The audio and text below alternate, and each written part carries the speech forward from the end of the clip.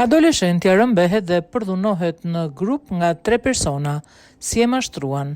Një ngjarje tronditse ka ndodhur në Britaninë e Madhe, ku një adoleshente raportohet se është rrëmbyer dhe përdhunuar nga 3 persona.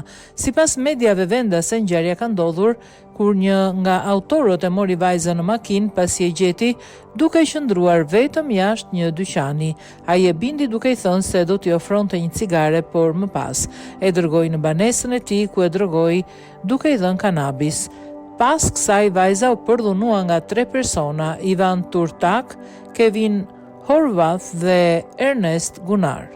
Raportohet se ata e kërcënuan se do ta vrisnin nëse ajo tentonte të largohej apo të bërtiste për ndihmë. Vajza u gjet pas disa orë kërkimesh nga policia, e veshur me rroba të tjera që nuk ishin të sajat. Ajo fillimisht nuk ka treguar për ngjarjen, duke dhënë versione të ndryshme për zhdukjen e saj para prindërve, psikologut dhe policisë.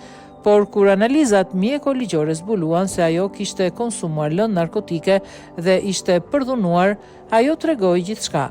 Kur policia arrestoi 3 autorët, në telefonin e tyre gjeti disa foto të vajzës, e cila shfaqej e zhveshur dhe e shtrirë në vask. Sipas raportimeve, autorët e kanë kaluar tek njëri tjetri sikur të ishte objekt për të përmbushur fantazitë e tyre seksuale, ndërsa vajza është përdhunuar dhe i është nënshtruar akteve të tjera seksuale.